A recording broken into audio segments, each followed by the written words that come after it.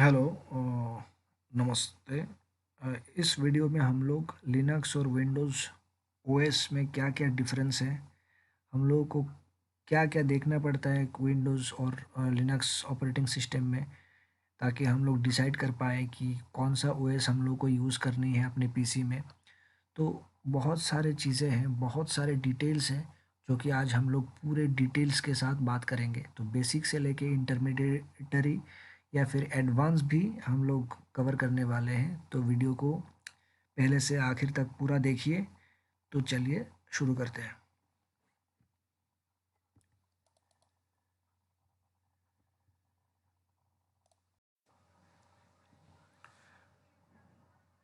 Difference between Windows and Linux file system. अब Windows और Linux file system में क्या डिफरेंस है, उसके बारे में बात करते हैं। तो पहले जो है अब लिनक्स में क्या होता है, जो एक्सटर्नल डिवाइसेस होते हैं हमारे पीसी में, जो डिवाइसेस होते हैं, इंटरनल हार्ड ड्राइव होता है या फिर आप एक्सटर्नल भी लगा सकते हैं। सीडी रोम होता है, वो तो इनबिल्ट होता है आपके सीपीयू के अंदर आता है या लैपटॉप के अंदर इनबिल्ट होता है। प्रिंटर्स होते हैं अलग से, हम लोग एक्सटर्नली हम लोग अटैच करते हैं पीसी में। तो उसको जो है लिनक्स के अंदर उसको फाइल के हिसाब से कंसिडर करते हैं। आप लिनक्स में जाएंगे तो कमांड के थ्रू आप उसको फाइल के हिसाब से डिस्प्ले में देख सकते हैं। लेकिन विंडोज़ में क्या होता है, जो इन सब चीज़ों को, जो ड्राइवर्स है या डिवाइसेस है अलग से इंटरनली और एक्सटर्नली, उनको जो है डिवाइस के हिसाब से कंसिडर किया जाता है।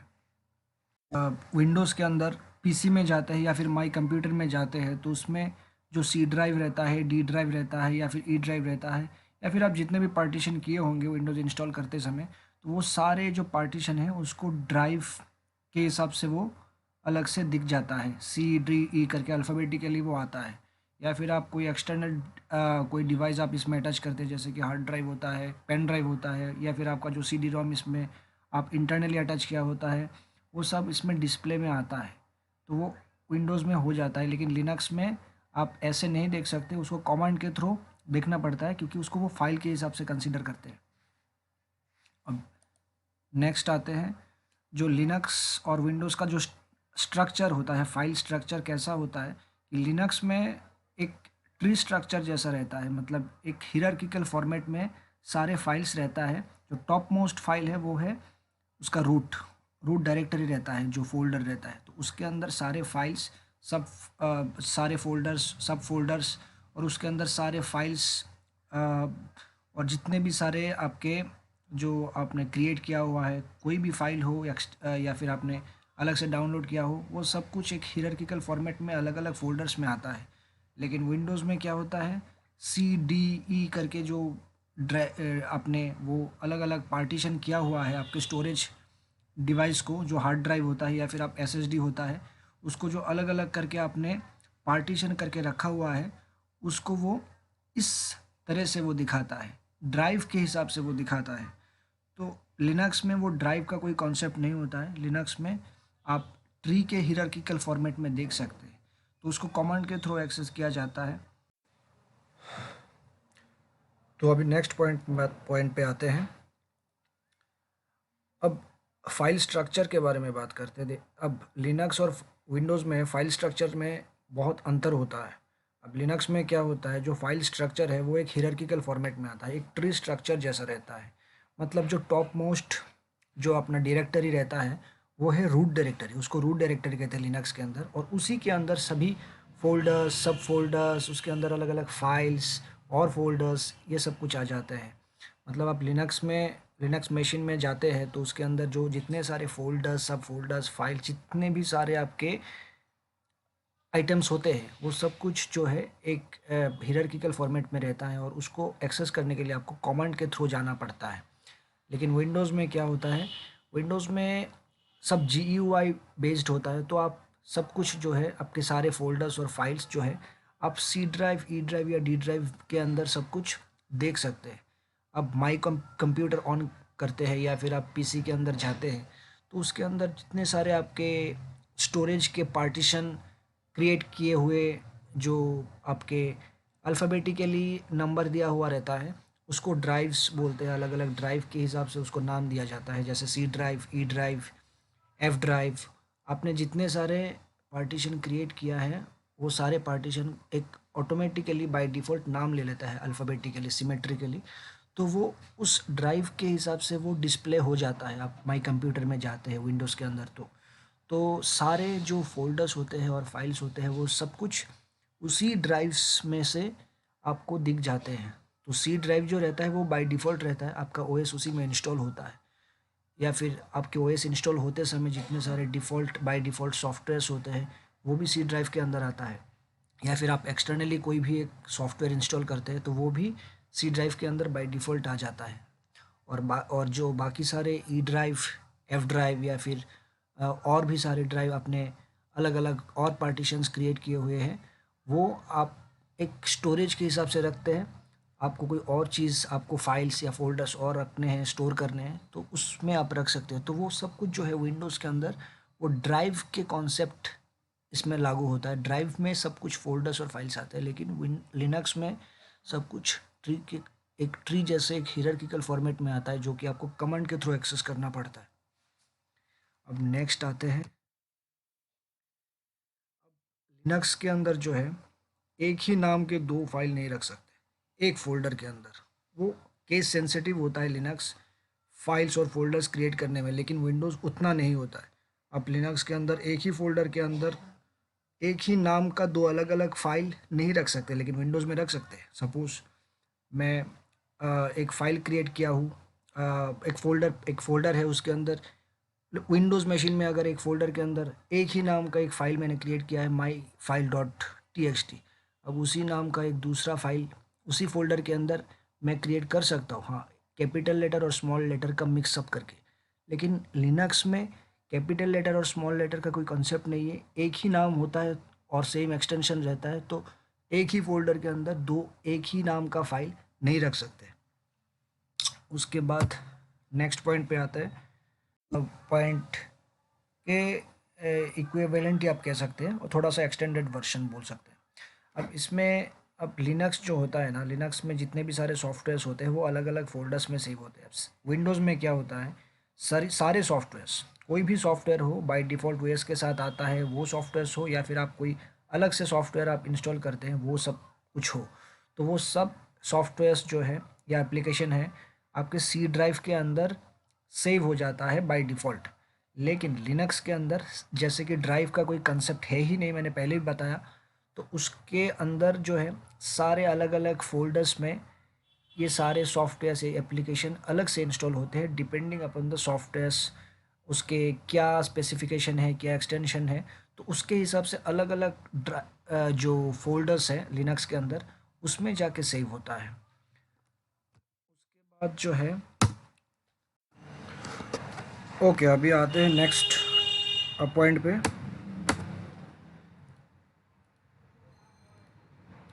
File system format.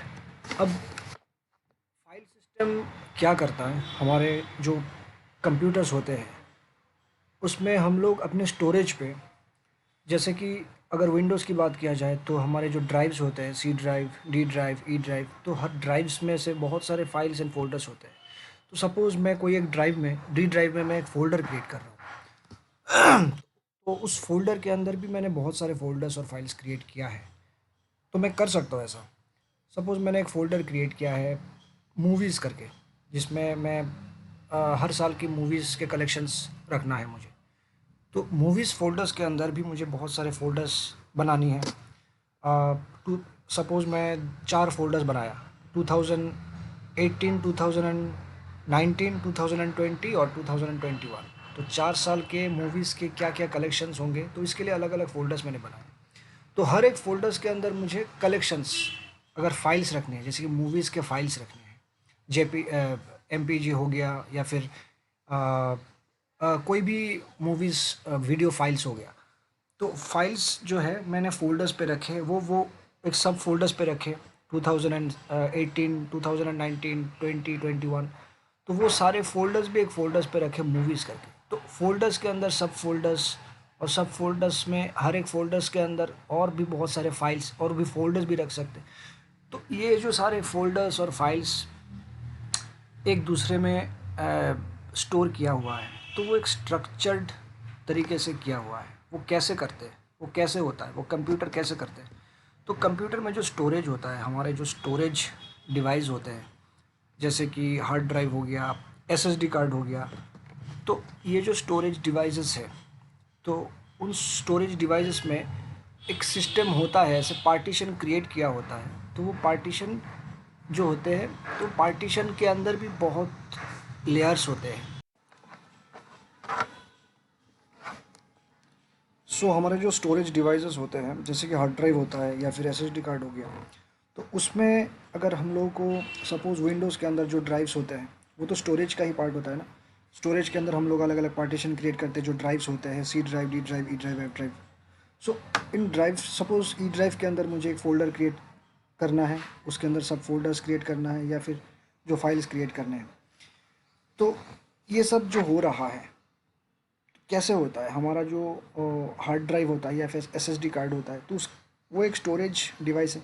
तो उस स्टोरेज डिवाइस के अंदर भी बहुत सारे अलग अलग पार्टीशंस क्रिएट किया रहता है। तो वो मैकेनिज़्म वे से वो लोग क्रिएट करते हैं, जब जब वो ड्राइव क्रिएट होता है फिज़िकली, जब मैन्युफैक्चरिंग के टाइम पे। तो जब स्टोरेज में जो अलग अलग पार्टीशंस होते हैं, वो हर एक पार्टीशन के अंदर भी फाइल सिस्टम मैनेजमेंट मैकेनिज़्म मौजूद रहता है। वो क्या करता है, जब आप कोई फ़ोल्डर्स या फाइल्स बनाते हैं कहीं पर भी, आपके स्टोरेज में कहीं पर भी, तो वो जो जिस पोर्शन के अंदर वो आता है, स्टोरेज में जिस पोर्शन के अंदर आता है, वो पोर्शन भी एक फ़ाइल सिस्टम मैनेजमेंट के अंदर ही अंतर्गत रहता है। तो वो ऑटोमेटिकली आपके क्रिएट किए हुए सारे फ़ोल्डर्स और फाइल्स को एक स्ट्रक्चर देता है, एक स्ट्रक्चर्ड वे में वो क्रिएट करता है, एक हियरार्किकल फॉर्मेट बनाता है, ताकि वो एक अरेंज हो जाए इस तरह से कि आप फ़ोल्डर्स में जा सकते हैं। उस फ़ोल्डर्स के अंदर कैसे और भी सारे फ़ोल्डर्स क्रिएट आपने किया है, वो कैसे रहता है, वो अरेंज हो जाता है, ऐसे ही सिमेट्रिकली अरेंज हो जाता है। तो वो अरेंज जो होता है वो कैसे करता है, वो जो मैकेनिज़्म है पूरा, वो फाइल सिस्टम मैनेजमेंट ही करता है, जो कि ओएस के अंदर भी आता है। वो ओएस जो आपका स्टोरेज है, स्टोरेज में जो पार्टीशंस होते हैं, जो पार्टीशंस के अंदर जो फाइल सिस्टम मैकेनिज़्म मौजूद रहता है, उसमें वो फैच होता है और आपस में कोऑर्डिनेट करके आपके फाइल्स जो होते हैं उसको मैनेज करते हैं, उसको हैंडल करते हैं। जैसे कि अभी मैं आपको ये देखिए, विंडोज़ फाइल सिस्टम में जो फॉर्मेट्स होते हैं, एक फैट होता है, एक एनटीएफएस होता है। तो आप कभी भी आप नोटिस करना, आप अगर कोई पेन ड्राइव अटैच कर रहे हैं लैपटॉप के अंदर या आपके पीसी में, तो अगर आप उस पेन ड्राइव को फॉर्मेट करना चाहते हैं या फिर आपका कोई कार्ड रीडर होता है, तो वो कार्ड रीडर को अगर आप फॉर्मेट करना चाहते हैं तो आपके पास दो ऑप्शन आते हैं, एक फैट फॉर्मेट, एक एनटीएफएस फॉर्मेट। तो वो जो फॉर्मेट है वही फाइल सिस्टम फॉर्मेट है। मतलब आपके जो विंडोज़ में है, विंडोज़ के अंदर आप कोई डिवाइस अगर आपको फॉर्मेट करना है तो ये दो ऑप्शन आता है, फैट एंड एनटीएफएस। लेकिन अगर लिनक्स के अंदर होगा तो आएगा EXT करके, EXT2, EXT3, EXT4। तो ये जो है 2, 3, 4 या फिर फैट के अंदर भी 3 वर्शन है, 12, 16, 32। वो वर्शन होता है, मतलब एक्चुअली वो वर्शन होता है, मतलब वो अपडेटेड होता है। पहले 12 आया था, उसके बाद 16, उसके बाद 32। सेम इधर भी लिनक्स के अंदर EXT2, EXT3, 4। तो वो वर्शन जो है अपडेटेड होता है, वो अपडेट होते होते वो वर्शन का नंबर भी चेंज होता रहता है। तो बेसिकली यही है जो फाइल सिस्टम फॉर्मेट दोनों ऑपरेटिंग सिस्टम में कैसे कैसे काम करता है, क्या क्या है और इसके क्या क्या नाम हो सकते हैं। अब विंडोज़ फाइल सिस्टम जो है, हम फाइल को कैसे देख सकते हैं, कैसे उसको एक्सेस कर सकते हैं। अब विंडोज़ मशीन में होते हैं तो हम स्टार्ट में हम लोग जाएंगे, स्टार्ट में जो सर्च बार रहता है उसमें हम लोग टाइप करेंगे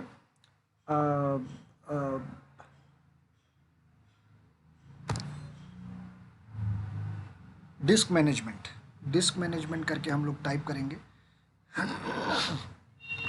तो डिस्क मैनेजमेंट का जो पेज है वो ऐसे ओपन होता है। इसमें आप देख सकते हैं जो आ, इसमें जो ऐसे डिस्क 0, पार्टीशन 1, फिर पार्टीशन 5, पार्टीशन 7, पार्टीशन 8, 9, ये सारे पार्टीशन हम लोगों ने खुद, जब ओएस हम लोगों ने इंस्टॉल किया था, जब विंडोज़ इंस्टॉल किया था, तब ये सारे पार्टीशंस हम लोगों ने क्रिएट किया था। जैसे कि इस यहाँ पर जो है, यहाँ पर भी वही है। यहाँ पर जो है हम लोग इससे इसको मैनेज कर सकते हैं। मतलब अगर हम लोग चाहे तो जो सी ड्राइव है यहाँ से डिलीट कर देंगे, तो ये पूरा का पूरा ओएस अभी क्रैश हो जाएगा, ओएस उड़ जाएगा। तो मतलब अभी आपका ये जो लैपटॉप है, जो स्क्रीन है, स्क्रीन अभी टोटली बंद हो जाएगा, एक ब्लू स्क्रीन जैसा आएगा। तो इसके बारे में बाद में बात करते हैं। या फिर हम लोग जैसे कि बाकी स्टोरेज पार्टीशंस है, जैसे कि जी ड्राइव हो गया, ई ड्राइव हो गया, ये भी हम लोगों ने क्रिएट किया हुआ है ओएस इंस्टॉल करते समय। अगर हम लोग यहाँ से डिलीट कर देंगे ये पार्टीशंस, तो ये वाला पार्टीशन जो है उड़ जाएगा।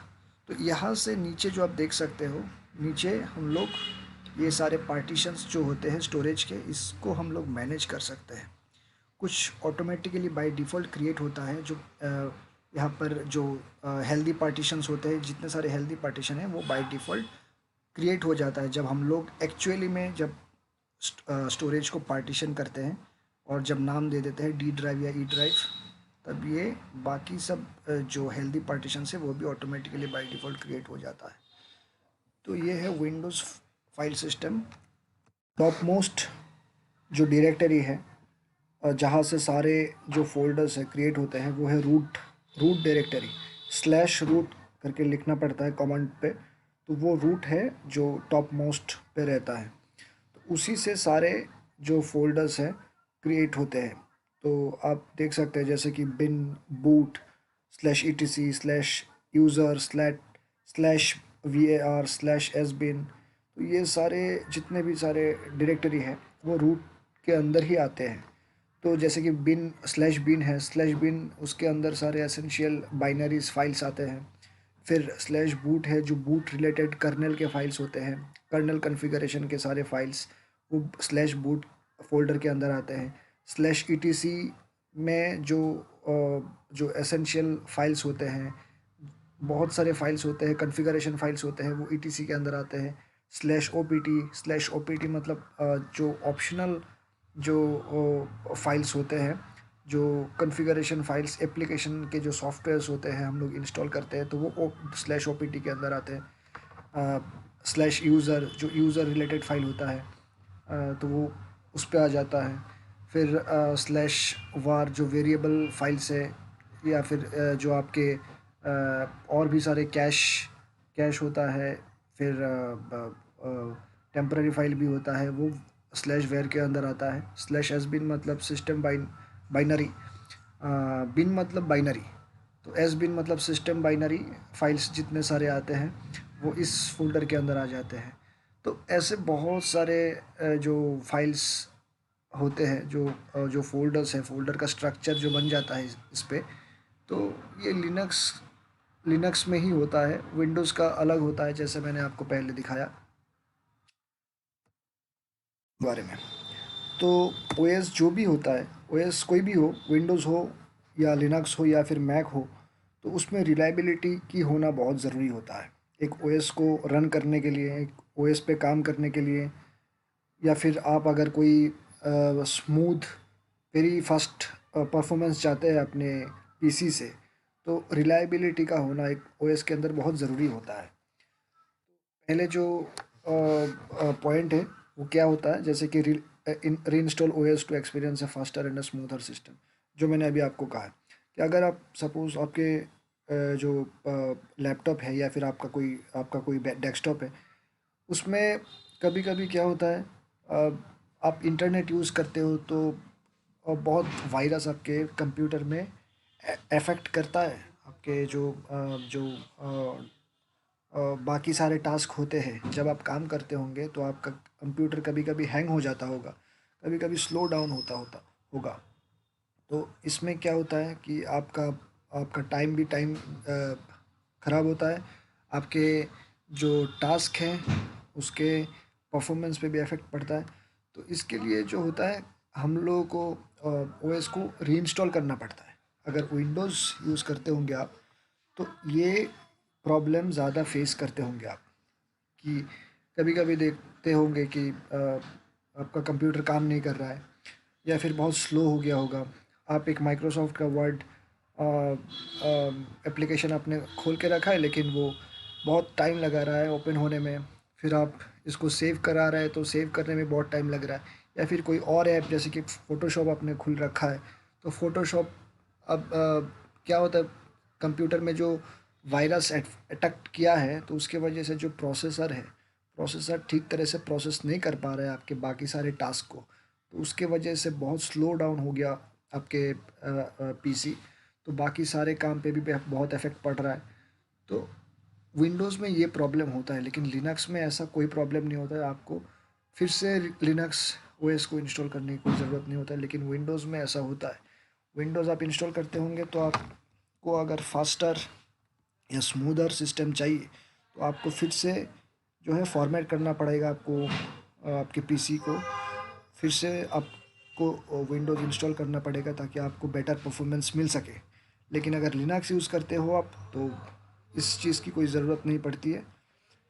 तो ये एक फ़र्क होता है लिनक्स और विंडोज़ में। Reinstall OS after a while when you face a crashes और slow down on your system, ये पॉइंट भी ऑलमोस्ट सेम ही है पिछले वाले पॉइंट से, कि आप अगर बेटर परफॉर्मेंस चाहते हो आपके कंप्यूटर पे, कभी कभी वायरस अटैक होता है। आप अगर ज़्यादा इंटरनेट यूज़ करते हो तो कहीं कहीं से बहुत सारे पेजेस ओपन करना पड़ता है आपको, जहाँ पर आप क्लिक करते हो कोई एक पर्टिकुलर लोकेशन पे या फिर पर्टिकुलर कोई लिंक पे, तो वहाँ से जो आपके कंप्यूटर में जो है कोई कोई प्रोग्राम आके आपके जो इनबिल्ट सॉफ्टवेयर है उस पे इफ़ेक्ट करता है। तो इसके वजह से आपका कंप्यूटर बहुत स्लो हो जाता है और कभी कभी क्रैश भी हो जाता है। आप कभी कभी देखते होंगे कि अ, आपका पीसी आपने रिस्टार्ट किया है, लेकिन वो ओएस लोड ही नहीं हो रहा है, बूट ही नहीं हो रहा है आपके पीसी पे ओएस, और एक ब्लू स्क्रीन जैसा आ रहा है, बहुत सारे कोड जिसमें आ रहा है, लेकिन ओएस आपका ओपन नहीं हो रहा है। आपको एंट्री ही नहीं मिल रही है आपके पीसी के अंदर, आपके डेस्कटॉप के अंदर। तो वो ओएस पूरी तरह से क्रैश हो जाता है उसकी वजह से, और इसके लिए आपको फिर से अब फॉर्मेट करना पड़ता है और विंडोज़ रीइंस्टॉल करना पड़ता है। तो ये प्रॉब्लम लिनक्स के अंदर नहीं होता है, कोई भी वायरस अटैक लिनक्स के अंदर ज़्यादा नहीं होता है जैसे कि विंडोज़ में होता है। तो आपको फिर से लिनक्स इंस्टॉल करने की भी ज़रूरत नहीं पड़ती है।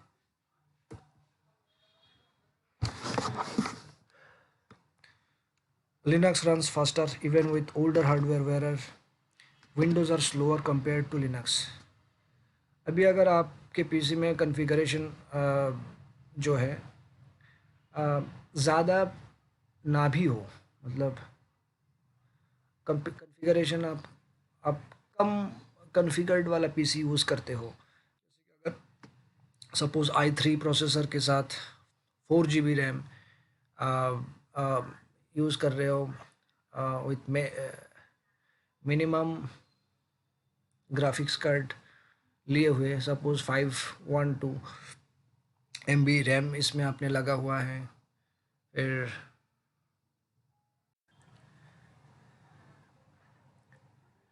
Linux runs faster even with older hardware, whereas Windows are slower compared to Linux. अब ये पॉइंट क्या कहता है कि आप अगर लोअर कॉन्फ़िगर्ड वाला पीसी यूज़ करते हो, लेकिन अगर वो लिनक्स होता है तो वो ज़्यादा बेटर परफॉर्मेंस करेगा एज़ कम्पेयर टू अगर आपका कॉन्फ़िगरेशन ज़्यादा है आपके पीसी में लेकिन आप विंडोज़ यूज़ कर रहे हैं। तो उसके अकॉर्डिंग वो जो परफॉर्मेंस देगा, विंडोज़ वाला पीसी जो परफॉर्मेंस देगा विथ हायर कॉन्फ़िगर्ड सिस्टम, आपका Linux with lower configured system ज़्यादा बेटर परफॉर्मेंस देगा आपके टास्क को जो है फुलफ़िल करने में।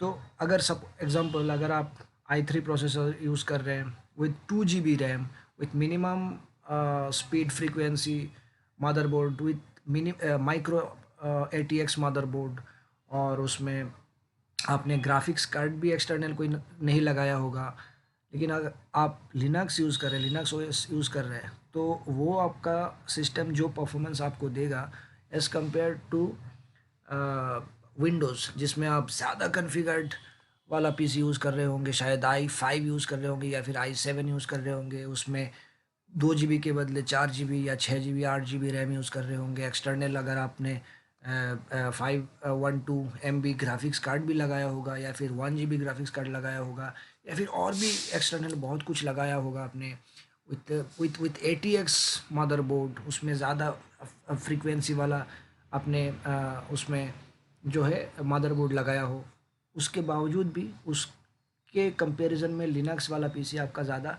बेटर परफॉर्मेंस देगा। नेक्स्ट पॉइंट क्या आता है? Reboot the system for every higher task. However, in the case of Linux, you can comfortably continue with your work and your OS will not bother you. अगर आप Windows use कर रहे हैं तो कभी कभी क्या होता है, आपने हायर प्रायोरिटी वाला कोई सॉफ्टवेयर आपने डाउनलोड किया है और उसको इंस्टॉल कर रहे हैं, तो after installing your software your computer says you to reboot the system. मतलब अगर आपको फिर से कंप्यूटर को कंटिन्यू रखना है तो आपको आपका पीसी जो है अभी इस मोड पे नहीं है कि वो कंटिन्यू कर सके। तो अगर आपका आपने वो हायर प्रायोरिटी वाला कोई सॉफ्टवेयर अभी इंस्टॉल किया है, रिसेंटली इंस्टॉल किया है, तो आपका कंप्यूटर जो है आपको कहेगा कि रिबूट करो अपने सिस्टम को, ताकि वो कंटिन्यू होता रहे। मतलब आपकी जो पीसी है, जो नया फाइल इसमें आपके सी ड्राइव में इंस्टॉल हुआ है, तो उसके अकॉर्डिंग तो आपका जो पीसी है अभी फिर से रिंस्टॉल करना रिबूट करना पड़ेगा, रिस्टार्ट करना पड़ेगा, ताकि जो नए फाइल्स आए हैं आपके सी ड्राइव के, जो प्रोग्राम फाइल्स होते हैं उसमें नए फाइल्स आए हैं, उसको बैलेंस करने के लिए आपके पीसी को रिबूट करना पड़ेगा। लेकिन लिनक्स में ऐसा नहीं होता। अगर आप कोई हायर प्रायोरिटी वाला सॉफ्टवेयर इंस्टॉल अभी रिसेंटली किया है, लेकिन आपको कोई रीइंस्टॉल वाला या रिबूट या रिस्टार्ट वाला कोई मैसेज या कोई डायलॉग बॉक्स आपके पीसी के डिस्प्ले पे, मॉनिटर पे नहीं आएगा। तो ये बहुत बड़ा अंतर है लिनक्स और विंडोज़ यूज़ करने में। तो आप लिनक्स यूज़ करते हैं तो आपको ज़्यादा बेनिफिट होगा इस मामले में कि आप कोई अगर हायर प्रायोरिटी वाला सॉफ्टवेयर यूज़ करते हैं तो उसमें आपको रिबूट करने के लिए, आपकी पीसी को रिबूट करने के लिए आपको कोई मैसेज नहीं आएगा, या आपका बाकी जितने सारे टास्क आपने शायद ओपन किया होगा, आपके टास्क बार में अभी भी ओपन है, लेकिन उसको इफेक्ट नहीं पड़ेगा। लेकिन विंडोज़ में क्या होगा, आपको रिबूट करने में क्या क्या होता है, आपके जितने सारे बाकी और टास्क भी ओपन किए हुए हैं, शायद आपने मिनिमाइज़ किया हुआ है, वो सारे टास्क भी अभी के लिए अगर आपने रिस्टार्ट किया तो वो अभी इसी वक्त आ, वो जो है बंद हो जाएगा। तो एक बहुत बड़ा प्रॉब्लम है। लास्ट वाला पॉइंट है, most of the internet giants like Facebook and Google run on Linux. मतलब जितने सारे आप अगर डेटा सर्च करेंगे इंटरनेट पे, आप सर्च करने जाएंगे तो आप देखेंगे जो बड़े बड़े इंटरनेट जायंट्स होते हैं, जैसे फेसबुक है, गूगल है, ये सारे जो कंपनी है, सोशल मीडिया कंपनीज है, वो लिनक्स पे रन करते हैं, क्योंकि वो ज़्यादा रिलायबल है एज कम्पेयर टू विंडोज़। ये वाला जो है point, availability of source code. अब लिनक्स जो है सोर्स कोड के मामले में ज़्यादा कंपिटेबल है। मतलब आप अगर लिनक्स यूज़ कर रहे हैं तो लिनक्स यूज़र्स के लिए एक, आप अगर डेवलपर हैं तो वो ज़्यादा बेनिफिशियल रहेगा, क्योंकि आप लिनक्स के जो कर्नल होते हैं, ओएस में जो कर्नल है, कर्नल मतलब वो पार्ट है जहाँ से यूज़र हार्डवेयर के साथ इंटरेक्ट कर सके, तो वो बीच में आता है। जैसे आप इस डायग्राम में देख सकते हैं, कर्नल जो जो लिनक्स ऑपरेटिंग सिस्टम है, वो लिनक्स या विंडोज़ दोनों में ऑलमोस्ट एक ही तरीके का स्ट्रक्चर है, आर्किटेक्चर है ओएस का। अगर आप ओएस लिनक्स की बात करेंगे या फिर विंडोज़ की बात करेंगे, दोनों में जो ओएस का स्ट्रक्चर है, आर्किटेक्चर है, ऑलमोस्ट सिमिलर ही है। जैसे कि ओएस में क्या क्या आता है, कर्नेल आता है और यूज़र मोड आता है। जो जो ओएस वाला पार्ट है उसमें यूज़र मोड आता है और कर्नेल आता है। यूज़र मतलब हम लोग जब कोई सॉफ्टवेयर को लेके काम करते हैं अपने डेस्कटॉप पे, हम लोग कोई सॉफ्टवेयर इंस्टॉल किए हैं या फिर जो ओएस के साथ इनबिल्ट सॉफ्टवेयर्स आते हैं उसको लेके हम लोग काम करते हैं, तो वो होता है यूज़र एप्लीकेशंस। उसको लेके हम काम कर रहे हैं या डेस्कटॉप में कुछ चीज़ों को लेके काम कर रहे हैं, तो वो यूज़र एक्सपीरियंस होता है। और अगर हम लोग हार्डवेयर के साथ डायरेक्टली कनेक्ट करना चाहें तो वो नहीं हो सकता, क्योंकि हार्डवेयर यूज़र के साथ डायरेक्टली कनेक्टेड नहीं है। उसके लिए जो मिडल में एक लेयर आता है उसको बोलते हैं कर्नेल। वो कर्नेल के थ्रू ही जाना पड़ता है। अगर हम लोग हार्डवेयर को एक्सेस करना चाहते हैं तो कर्नेल के थ्रू ही जाना पड़ेगा। अब ये पार्ट मैं क्यों बता रहा हूँ, क्योंकि आप सोर्स कोड को लेके आप काम करना चाहते हैं, तो इसके लिए आपको जो है कर्नेल के बारे में थोड़ा बहुत नॉलेज होना बहुत ज़रूरी होता है, क्योंकि आप हार्डवेयर को एक्सेस कर रहे हो। सोर्स कोड को लेके हम लोग तभी काम करते हैं जब हम लोग हार्डवेयर को एक्सेस कर सकें और उसको यूज़र फ्रेंडली बनाने के लिए कोड को चेंज कर सकें। जो सिस्टम में जो कोड होते हैं ओएस को जब हम लोग यूज़र फ्रेंडली बनाने के लिए उसके जो सोर्स कोड है, सोर्स कोड मतलब ओएस के जो सोर्स कोड होते हैं वो हार्डवेयर से कनेक्टेड होते हैं, मतलब कर्नेल के थ्रू हार्डवेयर से कनेक्टेड होता है। तो कर्नेल में वो सोर्स कोड एप्लीकेबल होता है, तो वो सोर्स कोड को हम लोग चेंज कर सकते हैं, चेंज करके अपने अकॉर्डिंग उसको यूज़र फ्रेंडली बना सकते हैं। ये विंडोज़ में पॉसिबल नहीं है, क्योंकि विंडोज़ लाइसेंस्ड होता है, मतलब विंडोज़ ओएस को हम लोगों को ख़रीदना पड़ता है, जबकि लिनक्स ओपन सोर्स्ड ओएस है, वो अवेलेबल है फ्रीली। वो हम लोग ऑनलाइन ओएस को जो है लिनक्स ओएस को हम लोग डाउनलोड कर सकते हैं और फिर इंस्टॉल कर सकते हैं, लेकिन विंडोज़ के साथ ऐसा नहीं है। विंडोज़ ओएस को हम लोगों को ख़रीदना पड़ता है, एक अमाउंट पे करना पड़ता है, तो इसलिए थोड़ा सा एक्सपेंसिव भी है। लेकिन Linux completely free of cost है, वो फ्रीली अवेलेबल है मार्केट में। हम लोग इंटरनेट के थ्रू उसको डाउनलोड कर सकते हैं और उसको इंस्टॉल कर सकते हैं। तो क्योंकि हम लोग फ्रीली उसको डाउनलोड कर सकते हैं, तो इसके जो सोर्स कोड है वो भी हमारे पास फ्रीली अवेलेबल है। हम लिनक्स ओएस में जो सोर्स कोड अवेलेबल होते हैं उस सोर्स कोड के ज़रिए हम लोग जो है लिनक्स के जो कर्नेल है वो कर्नेल पे जाके उसको चेंजेस कर सकते हैं अपने अकॉर्डिंग और यूज़र फ्रेंडली बना सकते हैं। लेकिन अगर विंडोज़ यूज़ कर रहे होंगे तो उस उसके लिए जो सोर्स कोड होते हैं वो हमारे पास अवेलेबल नहीं होंगे, क्योंकि वो लाइसेंस्ड होता है, हम लोगों को ख़रीदना पड़ता है। फिर भी ख़रीदने के बाद भी वो जो सोर्स कोड होते हैं वो डेवलपर के पास अवेलेबल नहीं होता है। वो कुछ उसके लिए अलग सा की होता है, उसके कुछ जो ओएस के जो मेंबर्स हैं सिर्फ वही उसको एक्सेस कर सकते हैं, लेकिन जो नॉर्मल पीपल होते हैं वो उस सोर्स कोड को एक्सेस नहीं कर सकते। लेकिन लिनक्स में हम लोग एक्सेस कर सकते हैं, मॉडिफाई कर सकते हैं अपने अकॉर्डिंग और यूज़र फ्रेंडली बना सकते हैं। तो ये लिनक्स में एक बेनिफिशियल एक एक पॉइंट है कि हम लोग अगर लिनक्स यूज़ करते हैं तो सोर्स कोड भी यूज़ कर सकते हैं, या फिर MP3 प्लेयर होता है, तो वो डिफरेंट वेज में वो कैसे बिहेव करेगा। या फिर आप गेम खेलते हैं बहुत, आप गेमिंग के शौकीन हैं, तो उसके लिए क्या क्या आपको परेशानी हो सकती है अलग अलग ओएस में, और क्या फिर आपको सपोर्ट मिल सकता है विंडोज़ या लिनक्स ओएस में, उसके बारे में देखते हैं।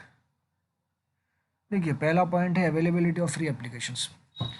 अब जो गेमिंग के जो एप्लीकेशन होते हैं, जो सेटअप फाइल होता है, वो तो कभी कभी मिलता भी नहीं है, अवेलेबल नहीं होते हैं। लेकिन लिनक्स अगर आप यूज़ करते हैं, लिनक्स ओएस के अंदर जो एप्लीकेशन के जो सेटअप फाइल होते हैं, या फिर कभी कभी गेम्स के लिए कुछ गेम्स ऐसे होते हैं जो हायर प्रायोरिटी वाला गेम है, उसके लिए अलग सा ऐसा कोई ग्राफिकल रिलेटेड कोई टूल्स या सॉफ्टवेयर्स होते हैं जो कि पहले आपके सिस्टम में मौजूद होने चाहिए, या फिर आपको एक्सटर्नली यूज़ करने के लिए आपको वो डाउनलोड करके इंस्टॉल करने चाहिए आपकी पीसी में, ताकि आपका जो गेम है वो आपकी पीसी में रन कर सके।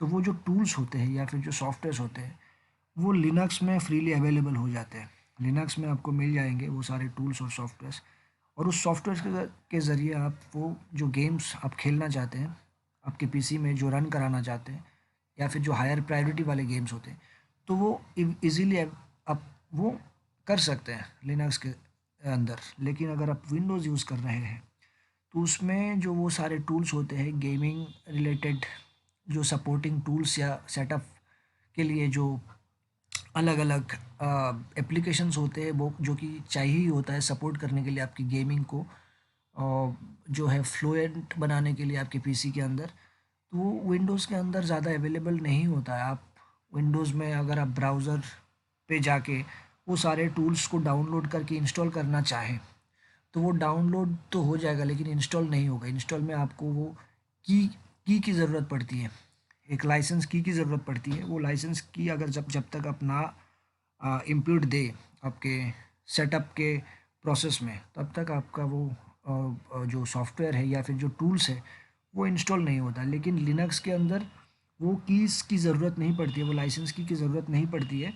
वो बाय डिफ़ॉल्ट लिनक्स ओएस के अंदर ऐसे कोड्स मौजूद होते हैं जो कि वो फैच हो जाते हैं। वो कोड्स बिना बिना कीज़ के भी वो सेटअप कंटिन्यू रह जाता है, मतलब पूरा का पूरा टूल्स इंस्टॉल हो जाता है या फिर सेटअप इंस्टॉल हो जाते हैं।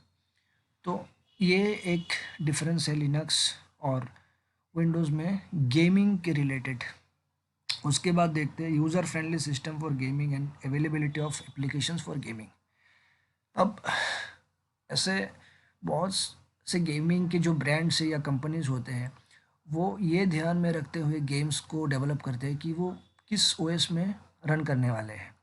तो ज़्यादातर जैसे कि विंडोज़ एक कमर्शियल ओएस है, वो बेसिक से लेके ज़्यादातर जो बिगिनर्स होते हैं, जो ओएस यूज़ करते हैं, मतलब कंप्यूटर यूज़ करते हैं जस्ट फॉर ऑफिशियल पर्पस पर पर्सनल पर्पस, या फिर ब्राउजिंग करना हो, मूवीज़ देखनी हो या कोई बेसिक काम करनी हो, वर्ड या फ़ोटोशॉप वगैरह वो सब करना हो, कोडिंग या डेवलपमेंट का कोई मतलब प्रोसेस में उनको नहीं जाना हो, उनको कोई ऐसे कॉम्प्लेक्स कोई काम नहीं करने हैं अपने पीसी में, तो वो लिनक्स यूज़ नहीं करते, विंडोज़ यूज़ करते हैं। विंडोज़ बेसिक्स यूज़ के लिए ही यूज़ किया जाता है।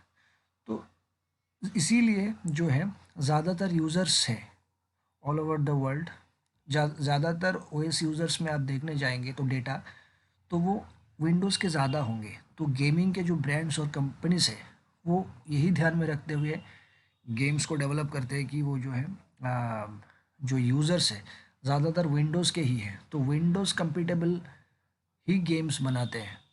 तो इसीलिए जो है गेम विंडोज़ में ज़्यादा अवेलेबिलिटी हो जाते हैं और यूज़र फ्रेंडली भी है। विंडोज़ में जो आपके कीबोर्ड्स है, कीबोर्ड्स के कंपेटेबल ही गेम्स को बनाते हैं। कीज़ यूज़ करते हैं हम लोग, कीबोर्ड के कीज़ यूज़ करते हैं गेम्स को कंट्रोल करने के लिए। तो बहुत सारे कीज़ होते हैं जो कि आपके कीबोर्ड में आप खुद से उसको मॉडिफाई भी कर सकते हैं, माउस से कंट्रोल कर सकते हैं, या फिर जॉयस्टिक्स होते हैं, जॉयस्टिक से भी आप अपने पीसी में आपके गेम को कंट्रोल कर सकते हैं।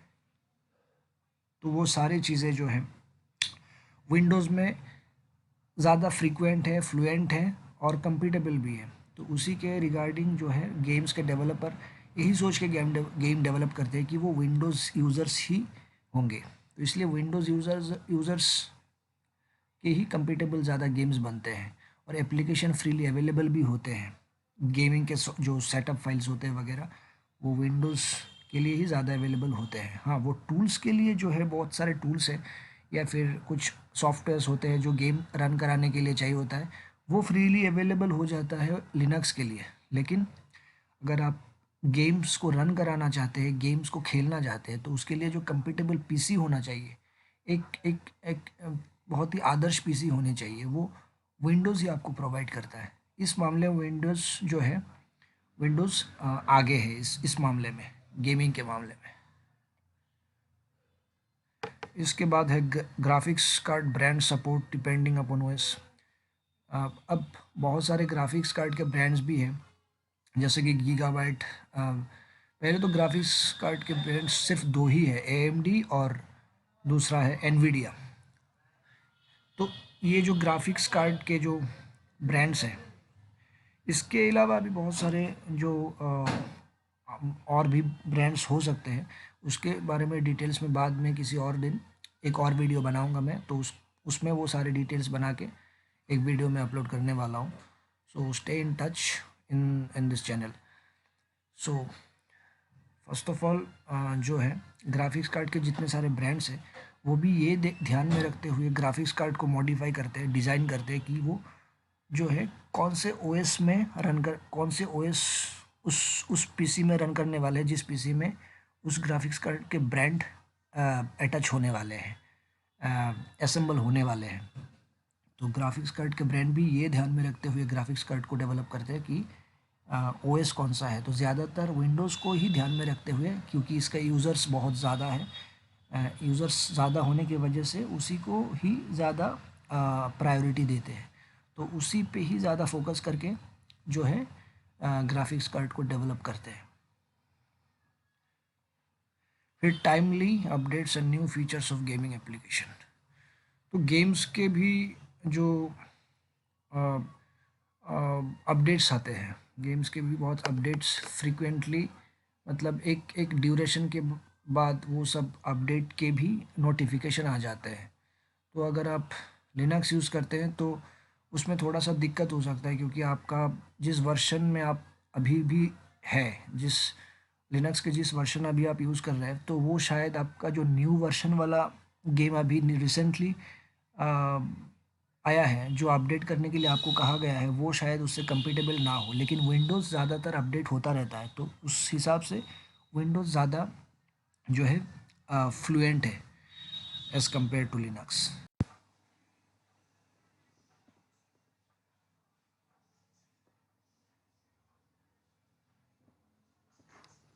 अभी प्रोग्रामिंग के बारे में बात करते हैं। देखिए, ओएस कोई भी हो, विंडोज़ या लिनक्स, तो प्रोग्रामिंग के लिए जो है क्या क्या टूल्स या सॉफ्टवेयर्स की ज़रूरत पड़ती है, या फिर आप जो भी ओएस में है, तो उसमें से क्या कंपेटेबल हो सकता है आपके लिए। आप अगर प्रोग्रामिंग करते हैं या फिर आप डेवलपर हैं, तो कौन सा ओएस आपको लेना चाहिए, कौन से ओएस ऐसे होते हैं कि आपको उसमें ज़्यादा काम करने में ज़्यादा कंफर्टेबल फील हो, तो उसके बारे में बात करते हैं। देखिए, दोनों ही ओएस प्रोग्रामर्स के लिए सभी जितने सारे टूल्स होते हैं, सॉफ्टवेयर्स होते हैं, एडिटर्स होते हैं, आईडीई होते हैं, टेक्स्ट एडिटर होते हैं, सभी कुछ प्रोवाइड करते हैं। तो उनमें से भी जो भी डिफरेंस हो सकते हैं विंडोज़ और लिनक्स में, उसके बारे में बात करते हैं। अब विंडोज़ जो है, विंडोज़ ज़्यादातर प्रोग्रामर्स विंडोज़ यूज़ करते हैं, मतलब ये जान के नहीं कि वो आपको ज़्यादा फैसिलिटीज़ प्रोवाइड करते हैं, लेकिन विंडोज़ वैसे भी यूज़र्स ज़्यादा है, विंडोज़ के यूज़र्स बहुत ही ज़्यादा है लिनक्स के कंपैरेटिवली बात करें तो उसके ही मतलब फ़्लो में अगर बात किया जाए तो यूज़र्स ज़्यादा है, तो प्रोग्रामर्स भी उनमें से आता है, यूज़र्स के अंदर ही प्रोग्रामर्स आता है। तो उसी फ़्लो में ही बात किया जाए तो प्रोग्रामर्स भी जो जितने सारे होते हैं विंडोज़ में ही विंडोज़ में ही ज़्यादा देखा जा सकता है। अब विंडोज़ के जो है यूज़र्स, प्रोग्रामर्स, डेवलपर्स बहुत ही ज़्यादा होते हैं। ऐसा नहीं कि विंडोज़ आपको उतने प्लेटफॉर्म प्रोवाइड नहीं करता। हाँ, विंडोज़ आपको बहुत सारे एप्लीकेशंस, टूल्स या एडिटर्स जो भी बोले तो वो प्रोवाइड करते हैं, लेकिन लिनक्स में ऐसे बहुत सारे टूल्स या एप्लीकेशंस ऐसे ही मौजूद है सॉफ्टवेयर्स के अंदर, ओएस के अंदर, कि आपको सारे जितने सारे फैसिलिटीज़ होते हैं प्रोवाइड किया जाता है। अब एक प्रोग्रामिंग के लिए क्या होता है, क्या चाहिए, एक एडिटर होना चाहिए, टेक्स्ट एडिटर होना चाहिए जिसमें आप कोड कर सके। फिर उसको कंपाइल करने के लिए कंपाइलेशन का कोई एक टूल्स या सॉफ्टवेयर होना चाहिए। फिर उसको रन कराने के लिए डिबग का सॉफ्टवेयर्स होने चाहिए या टूल होने चाहिए। तो वो सब लिनक्स के अंदर ऑलरेडी मौजूद है, या फिर आपको ज़्यादा से ज़्यादा कुछ वर्शंस या कुछ जो इसके वेरिएशंस है, लिनक्स के जो डिस्ट्रीब्यूशंस है, वो आपको डाउनलोड करनी पड़ती है या इंस्टॉल, उसके बाद इंस्टॉल किया जाना चाहिए।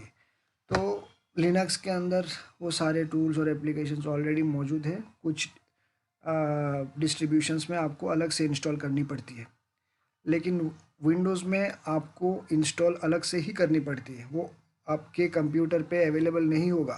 आप अगर विंडोज़ पीसी यूज़ करते हैं तो उसमें डिबग या कंपाइलेशन का कोई सॉफ्टवेयर वैसे ही पहले से मौजूद नहीं होगा, आपको अलग से इंस्टॉल करना पड़ेगा, फिर आपको उसमें यूज़ करना पड़ेगा। आप एज एन एग्जांपल आप जावा का ही ले लो।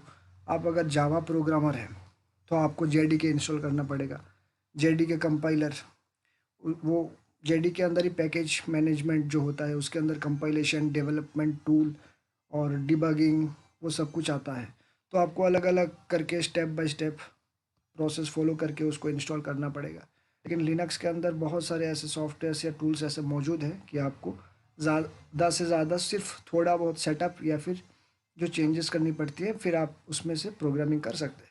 अब जैसे कि वी आई एडिटर ले लो, वी आई एडिटर या विम एडिटर ले लो, वो लिनक्स के अंदर ऑलरेडी मौजूद है, उसमें सारे प्रोग्रामिंग किया जा सकता है। या फिर शेल स्क्रिप्टिंग भी आप कह सकते हो शेल स्क्रिप्टिंग के भी बहुत सारे प्रोग्राम जो हैं वो लिनक्स के अंदर मौजूद है।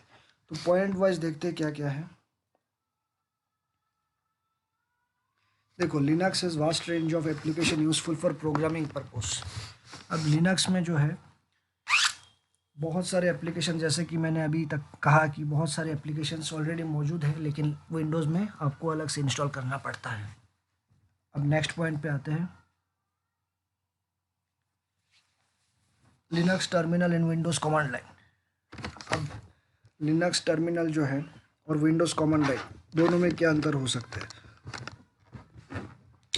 दोनों ही कमांड से जो है प्रोग्राम प्रोसेस करने के लिए यूज़ किया जाता है। विंडोज़ में जो है वो है CLI, वो विंडोज़ इंस्टॉल करने वक्त ऑटोमेटिकली आपके पीसी में इंस्टॉल हो जाता है। और लिनक्स में जो होता है वो कमांड लाइन, उसको टर्मिनल बोलते हैं। अब दोनों में बहुत सारे फ़र्क होते हैं। कमांड जो विंडोज़ वाला जो कमांड लाइन है CLI, उसमें कमांड बहुत लिमिटेड है। आपको ज़्यादा इन डेप्थ अगर कुछ करना है तो वो कमांड लाइन आपको वो अलाउ नहीं करता है कि आप बहुत ज़्यादा इन डेप्थ या फिर डिटेल्स में वो आप कर सकें। लेकिन लिनक्स टर्मिनल में आप डिटेल्स में बहुत कुछ कर सकते हैं। एज एन एग्जांपल अगर दिया जाए तो आप लिनक्स में बहुत सारे कमांड्स है। सपोज़ आप एक फ़ाइल है आपका, आपके पास एक फ़ोल्डर है, उस फोल्डर के अंदर कुछ फाइल्स है, आप उस फाइल्स में कुछ परमिशंस चेंजेस करना चाहते हैं। अब जैसे कि एग्जीक्यूटेबल परमिशन होता है, रीड राइट परमिशन होता है। अब लिनक्स फोल्डर्स के अंदर, लिनक्स ओएस के अंदर जो फोल्डर्स होते हैं और उसके अंदर जो फाइल्स होते हैं, वो सारे फाइल्स को अलग अलग करके आप एग्जीक्यूटेबल परमिशन, रीड की परमिशन अलग अलग करके फिर राइट के परमिशन दे सकते हैं। स्टेप मतलब इंडिविजुअली हर एक फाइल को आप अलग अलग करके परमिशन दे सकते हैं, उसको उसके प्रॉपर्टीज़ को चेंजेस कर सकते हैं। लेकिन विंडोज़ में इतने डिटेल्स के साथ प्रॉपर्टी चेंज करने के लिए कोई ऑप्शन या कोई कमांड नहीं दिया गया है। तो विंडोज़ कमांड लाइन बहुत ही लिमिटेड होता है, एक बाउंड्री के अंदर लिमिटेड होता है। लेकिन लिनक्स टर्मिनल के अंदर बहुत सारे कमांड्स ऐसे अवेलेबल हैं आपके ओएस के अंदर ही इंस्टॉल हुए हुए हैं। तो आप उस कमांड्स के ज़रिए बहुत सारे एप्लीकेशंस वैसे भी आप यूज़फुल होते हैं तो यूज़ किया जा सकता है। और जो है बाकी सारे काम भी किया जा सकता है। आप अपने फाइल्स को प्रॉपर्टीज़ में अगर कुछ चेंजेस लाना चाहते हैं तो वो भी किया जा सकता है। अब नेक्स्ट पॉइंट पे आते हैं, The ability to script in different shells is also one of the most vital reasons why programmers prefer mostly using Linux. अब शेल स्क्रिप्टिंग, आप शेल स्क्रिप्टिंग के बारे में सुने होंगे। तो शेल स्क्रिप्टिंग मतलब बहुत से ऐसे कमांड्स हैं जो जिसको प्रोग्रामिंग करके बार बार, अगर कुछ कमांड्स ऐसे होते हैं कि बार बार उसको करना पड़ता है। अब शेल स्क्रिप्टिंग में क्या होता है, आप प्रोग्रामिंग करके हर एक शेल को उसको आपस में जोड़ के एक एक एक एक वन कमांड, या मतलब आपके कुछ चॉइस से वो कमांड दे सकते हैं कि सारे कमांड्स एक ही साथ एग्जीक्यूट हो। तो प्रोग्रामिंग में भी आ, वो सारे जो फीचर्स है, शेल स्क्रिप्टिंग के जितने सारे फीचर्स है वो प्रोग्रामिंग के भी आ जाते हैं। लेकिन लिनक्स या विंडोज़ में वो शेल स्क्रिप्टिंग का कोई कॉन्सेप्ट नहीं होता है। SSH के बारे में बात करते हैं। ऐसे आप अगर सर्वर में काम करते हैं या फिर आप जो है क्लाउड में या ऑनलाइन, जब आप नेट में कनेक्ट हो जाते हैं तो ऑनलाइन काम करने के लिए आपको जो है सिक्योरिटी की बहुत आवश्यकता पड़ती है। आपके पीसी में अगर सिक्योरिटी नहीं हो और आप ऑनलाइन कनेक्टेड हैं तो आपको बहुत बड़ा खतरा हो सकता है। आपके पीसी में साइबर अटैक, ऐसे तो बहुत सारे ऐसे केसेस देखे गए हैं कि साइबर अटैक हुए हैं। तो अगर SSH सपोर्ट नहीं करता है आपके पीसी में तो आपको ऑनलाइन काम करने भी नहीं चाहिए, सर्वर साइड में आपको काम नहीं करने चाहिए। तो लिनक्स में SSH ऑलरेडी मौजूद है या फिर कुछ वर्जन्स में या डिस्ट्रीब्यूशंस में आपको अलग से इंस्टॉल करने पड़ते हैं। लेकिन विंडोज़ के अंदर SSH इंस्टॉलेशन सेटअप करने में बहुत दिक्कत होती है, बहुत कठिनाई आती है। उसको बहुत लंबे प्रोसीड्यूर से उसको जो है कंप्लीट किया जाता है। तो लिनक्स में इस मामले में विंडोज़ से थोड़े आगे है। Things like apt-get commands make programmers download and install applications easily in Linux. apt-get command एक होता है लिनक्स के अंदर, जो सारे जितने भी कोई अगर सॉफ्टवेयर्स होते हैं, एप्लीकेशंस होते हैं, डाउनलोड करने के लिए यूज़ किया जाता है। जो विंडोज़ CLI में ये नहीं है, ऐसा कोई कमांड्स नहीं है कि आप कोई सॉफ्टवेयर या कोई भी एप्लीकेशन इंस्टॉल कर सके लाइक लिनक्स। अब सिक्योरिटी के बारे में बात करते हैं। तो अभी सिक्योरिटी के बारे में बात करते हैं। देखिए, विंडोज़ और लिनक्स अगर दोनों में कंपेयर किया जाए तो लिनक्स विंडोज़ से बहुत ही ज़्यादा सिक्योर्ड है। अब विंडोज़ क्या है, विंडोज़ एक्चुअली कमर्शियल पर्पस ज़्यादा यूज़ होता है। विंडोज़ की यूज़र्स बहुत ज़्यादा है। आप कोई ऑफिस में जाएंगे, कोई ऑर्गेनाइजेशन, कोई फैक्ट्री या स्मॉल या मीडियम कोई भी ऑफिस होता है, उधर आप जाएंगे तो ज़्यादातर विंडोज़ पीसी ही ज़्यादा दिखेगा, क्योंकि एक तो वो बहुत ज़्यादा कंफर्टेबल है, इजी टू यूज़ है, तो इसलिए लिनक्स के बदले विंडोज़ ही ज़्यादा यूज़ किया जाता है। तो ज़्यादा यूज़र मतलब मार्केट कैप्चर भी ज़्यादा किया हुआ है विंडोज़ ने, तो इसीलिए जो डेवलपर्स होते हैं, तो जब वो सॉफ्टवेयर डेवलप करते हैं तो विंडोज़ के लिए ही ज़्यादा डेवलप करते हैं, क्योंकि उसका मार्केट रीच बहुत ही ज़्यादा है लिनक्स के कंपेरेटिवली। तो ज़्यादा मार्केट रीच मतलब ज़्यादा बेनिफिट्स, तो इसलिए ज़्यादा तर जो कोड लिखा जाता है या डेवलपर जितने भी सारे सॉफ्टवेयर्स, मैक्सिमम सॉफ्टवेयर्स डेवलप करते हैं, वो विंडोज़ के लिए ही होते हैं। तो उसी फॉर्मूला को अगर देखा जाए तो मालवेयर भी ज़्यादा क्रिएट होता है विंडोज़ के लिए ही। मतलब जो वायरस अटैक होते हैं, वायरस के जो कोड्स लिखे जाते हैं, वो भी विंडोज़ के लिए ही ज़्यादा लिखे जाते हैं। तो विंडोज़ में ज़्यादा अटैक होता है एज़ कम्पेरेटिवली लिनक्स। और क्योंकि इसका जो है यूज़र्स भी ज़्यादा है, तो इसलिए इसको अटैक करना भी बहुत ज़्यादा आसान हो जाता है, क्योंकि मतलब ज़्यादा यूज़ होता है, ज़्यादा यूज़र्स है, तो अगर अटैक किया जाए तो बहुत ज़्यादा यूज़र्स के बीच में अटैक करने में बहुत आसानी हो जाती है।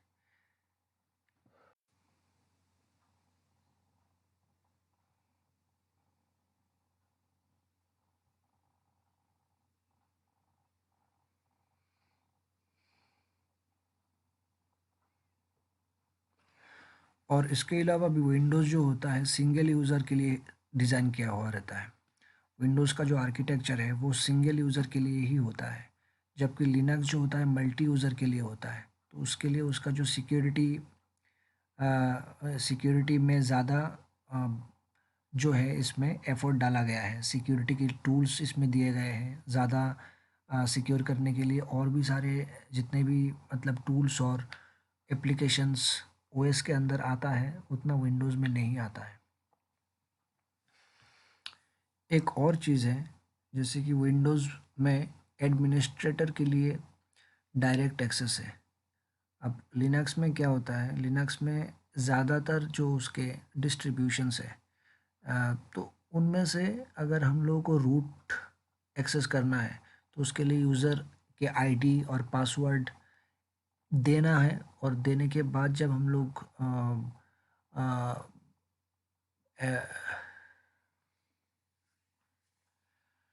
यूज़र और पासवर्ड दे के हम लोगों को एक्सेस करना पड़ता है यूज़र के रूट। तो विंडोज़ में रूट या फिर एडमिनिस्ट्रेटर के लिए डायरेक्ट एक्सेस हो जाता है बाय डिफ़ॉल्ट। कोई पासवर्ड या कोई यूज़र आईडी की ज़रूरत नहीं पड़ती है, लेकिन लिनक्स के अंदर बिना आईडी और पासवर्ड के हम लोग एडमिनिस्ट्रेटर या रूट एक्सेस नहीं कर सकते।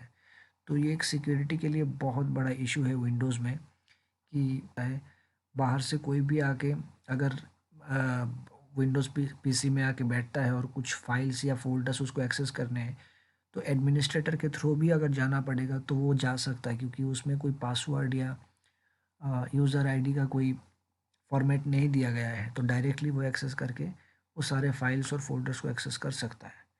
जबकि लिनक्स में पासवर्ड की बहुत सख्ती दी गई है।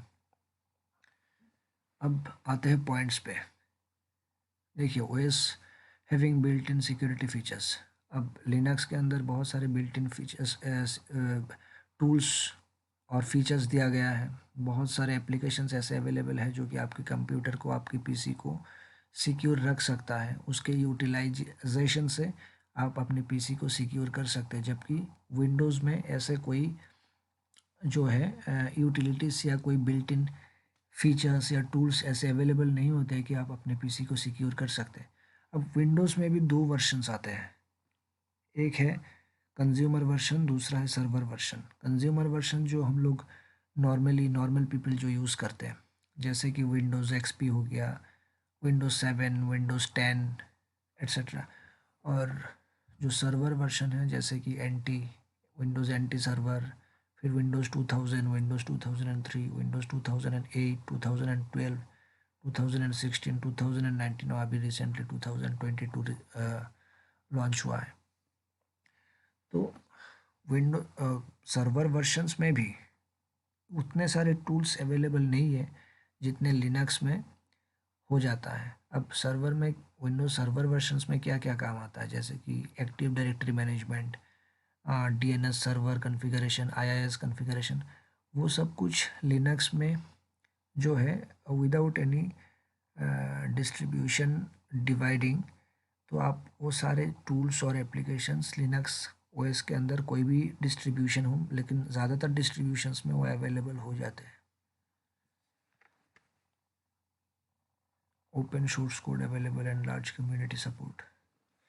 अब देखिए, लिनक्स जो है वो ओपन सोर्स सॉफ्टवेयर है, वो फ्रीली अवेलेबल होता है। अब जैसे कि पहले भी मैंने कहा है कि उसको ऑनलाइन आप फ्रीली डाउनलोड करके इंस्टॉल कर सकते हैं, तो उसके सोर्स कोड भी फ्रीली अवेलेबल है, किसी भी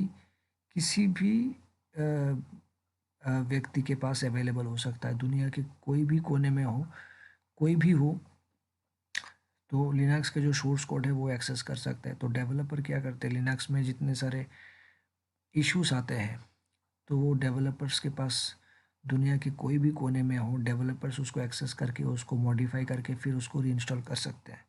लेकिन विंडोज़ में ऐसा नहीं है, सोर्स कोड अवेलेबल नहीं है, इसलिए डेवलपर भी उसको एक्सेस नहीं कर सकते, सिर्फ चुनिंदे मेंबर्स ही उसको एक्सेस कर सकते, इसलिए वो मॉडिफाई भी नहीं होता।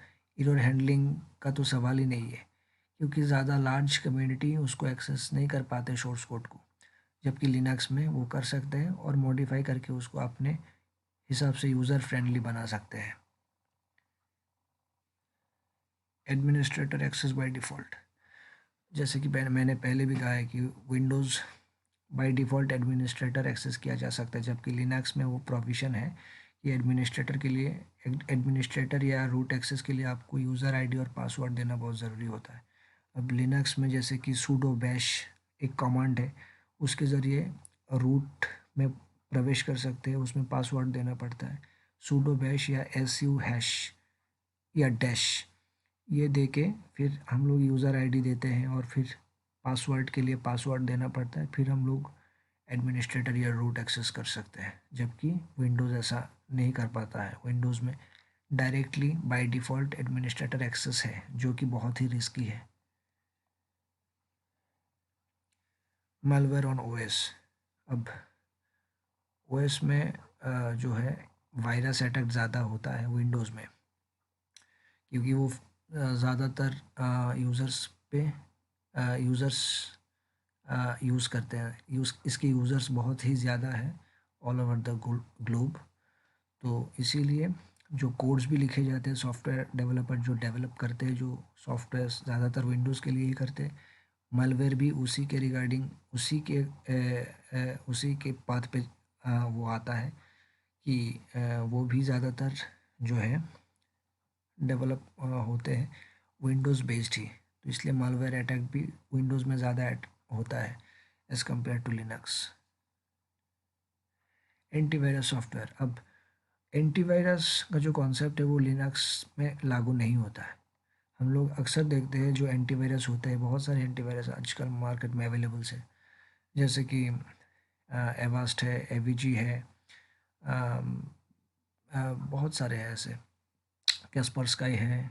अ, तो ये सब जितने सारे एंटीवायरस हैं तो वो विंडोज़ में ही इंस्टॉल होते हैं, विंडोज़ में ही वो लागू होते हैं, लिनक्स के लिए एंटीवायरस की कोई ज़रूरत नहीं पड़ती। फिर लार्ज मार्केट शेयर, अब विंडोज़ का मार्केट शेयर बहुत ही ज़्यादा है, क्योंकि इसके यूसेज ज़्यादा है, जबकि लिनक्स में उतने यूसेज नहीं है, इसलिए इसके मार्केट शेयर भी बहुत ही कम है। और जितना मार्केट शेयर ज़्यादा होगा उतना ही जो है सिक्योर कम होगा, क्योंकि अटैक बहुत ज़्यादा होता है। ज़्यादा मार्केट शेयर होने से जो सॉफ्टवेयर्स भी बनते हैं,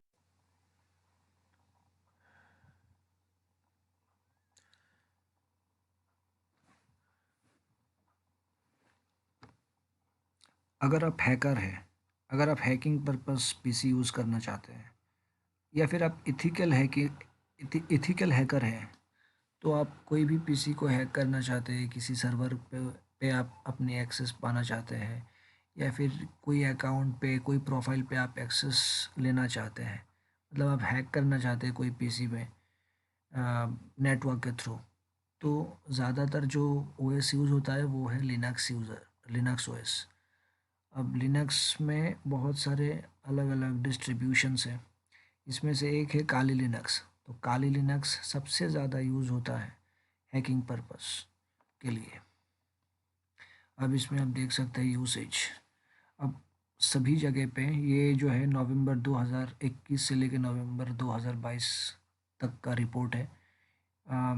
ये देख सकते हैं आप यूसेज, कौन सा ओएस कितना यूज़ होता है all over the globe, world wide कितना यूज़ होता है, आप देख सकते हैं। इसमें से जो लिनक्स है, जो आप देख सकते हैं जो रेड कलर का है, ये जो लिनक्स है, ये सबसे कम यूज़ होता है। एकदम लास्ट में आप देख सकते हैं जो पूरा लाइन ही है, एक हॉरिजॉन्टल लाइन बना हुआ है, ये पूरा लिनक्स का ही ग्राफ है। तो सबसे कम यूज़ होता है लिनक्स। और विंडोज़ जो है ये है ब्लू कलर वाला, ये सेकंड वाला है जो ऊपर से टॉप सेकंड जो है ये ब्लू वाला, ये है विंडोज़ कितना ज़्यादा यूज़ होता है। तो एंड्रॉयड तो ये ऊपर का सबसे ज़्यादा यूज़ होता है, एंड्रॉयड ज़्यादातर स्मार्टफोन में यूज़ होता है। लेकिन हम लोग पीसी की बात कर रहे हैं तो सबसे ज़्यादा यूज़ विंडोज़ ही हो रहा है। ये जो ब्लू कलर वाला लाइन देख रहे हैं आप, ये चार्ट में सबसे ऊपर है पीसी में यूसेज करने के लिए। विंडोज़ ही सबसे ज़्यादा यूज़ होता है और लिनक्स बहुत नीचे, सबसे नीचे। पूरा लाइन एक बना हुआ है, एक हॉरिजॉन्टल प्लेन लाइन है, मतलब सबसे कम यूज़ होता है लिनक्स।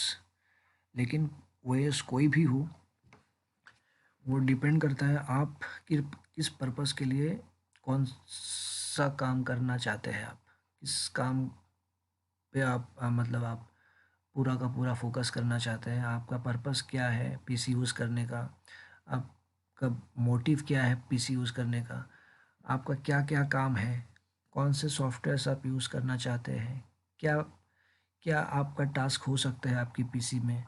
तो according to those all this things आप डिसाइड कर पाते हैं कि आपको कौन से ओएस यूज़ करने हैं, या तो विंडोज़ या लिनक्स।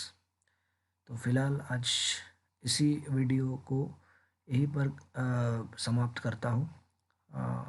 नेक्स्ट वीडियो के लिए आप वेट कीजिए। Till then, bye bye.